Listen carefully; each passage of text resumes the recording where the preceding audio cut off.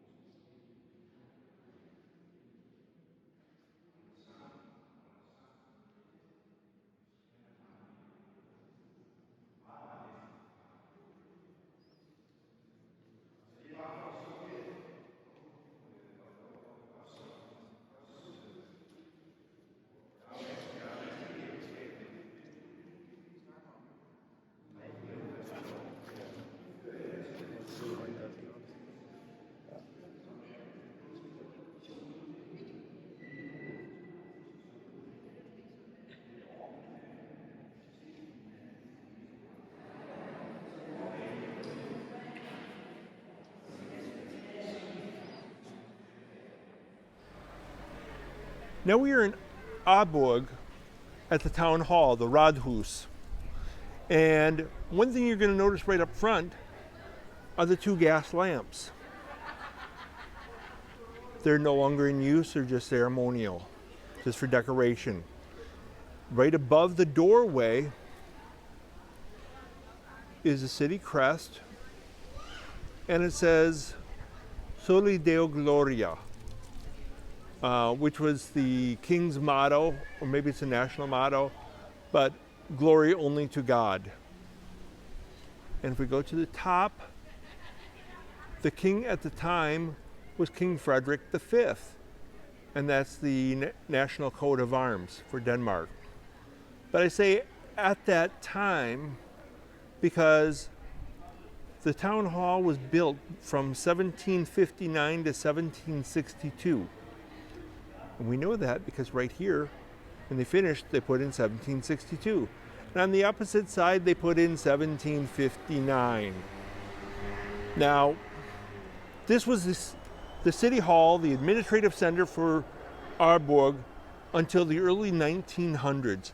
And during that time, at the most, they had a staff of 9 people administering the laws of the city and administering punishment. Yes, here at the Rådhuspladsen, the town square, is where they would have corporal punishment. People being whipped or people put in the stocks, locked up for public display and public amusement, public punishment, if you will. Now we are at the Viborg Cathedral, also known as the Budolfi Church, because it was named after Saint Budolf, an Anglo-Saxon saint. Now, the original church would have been built right here in the 900s, shortly after Christianity came to Denmark. Then the church, there's no evidence of that church. They would have built another one on top of that, made of stone. And the foundation of that church can be found underneath this one. This church was built by 1399. Now, yes, you can see up here 1899, and on the tower you can see 1779. This church was built in the 1300s, and the tower was added on in 1779. And this back end on the west side is the sacristy. Then we come to this building here. Old Irish pub actually looks like an older building, possibly medieval. Same with Hugo's Garage ahead of us.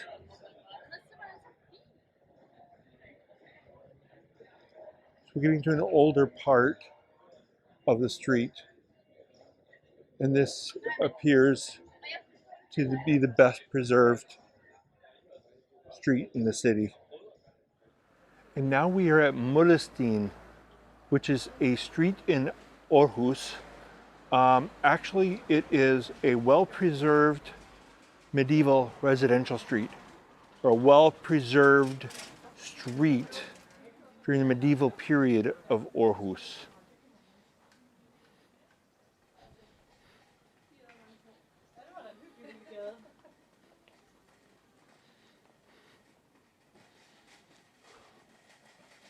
It's not a very long street,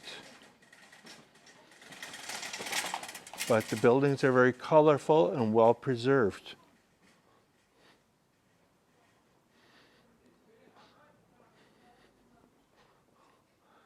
I say it's from the medieval period, but I'm not totally sure on how to define how historians define the medieval period. So let's say 14, 15, 1600s, in that range. Late medieval, early Renaissance.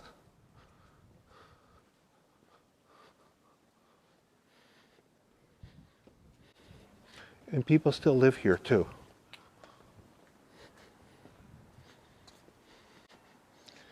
And as you see, just turn the corner and suddenly it changes. You got modern buildings and cars. There's no parking or driving on this street other than for bicycles.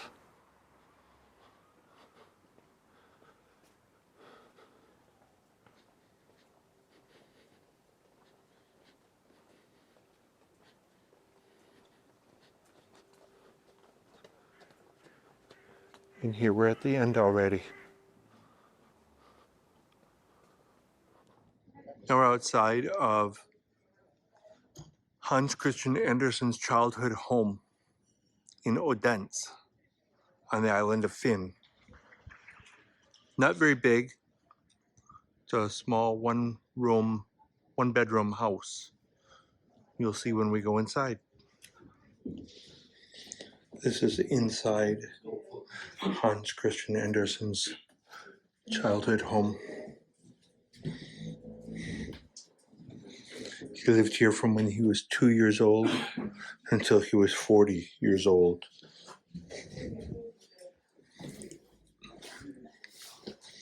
And at 40 years old, then he moved to Copenhagen. This is the Vor Frue Kirke in Odense on the island of Funen in Denmark. It's across town from Hans Christian Andersen's childhood home. It is the oldest church in the city of Odense, possibly the oldest on the island of Funen. It was built in 1250, and the city of Odense was founded in the year of 988 during the reign of King Harald Bluetooth, who was a Viking king and the first Christian king of Denmark. Now we're in Kirkeby on the island of Funen, inside their church, looking at their baptismal font, which is believed to be from the 900s and likely rescued from a burned down wooden church that existed back then. And back then, when they baptized the baby, they would first dip them whole body facing the east, then point the head towards the north, then towards the south.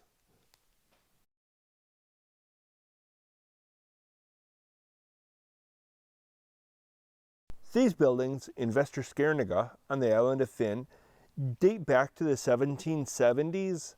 This used to be their town center, and these buildings are in the traditional style of that era, including the thatched roof that you see here. The building way in the back is a pub, a restaurant that is still in use today.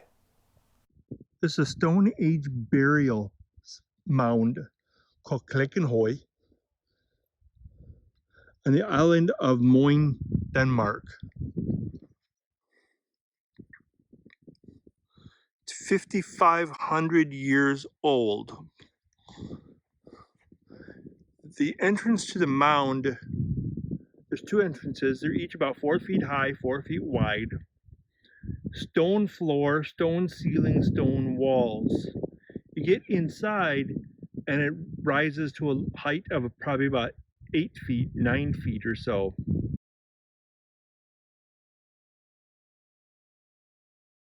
Completely covered in stone, but then the stone covered in sod. Now we're at the Kongsfendhøj, which is another Neolithic tomb dating back approximately 5,300 years old. Not quite as old as the other one that we looked at. However, this one is quite different because it is the largest tomb that they found, largest Neolithic tomb they found in anywhere in Denmark. And it's got these huge boulders, huge stones all around. None of the others have them. They did not put these here after they found it. It was discovered in the approximately 1750s.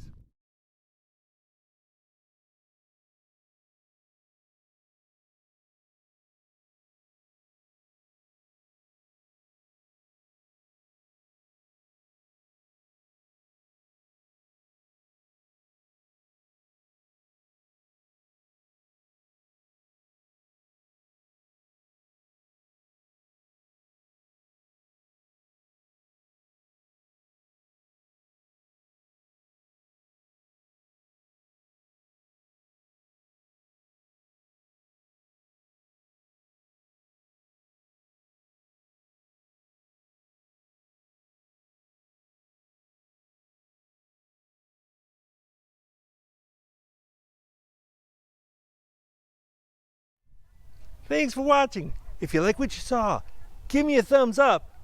And don't forget to subscribe down below. Then you can be alerted of future episodes of Travel with Sean. Thanks again.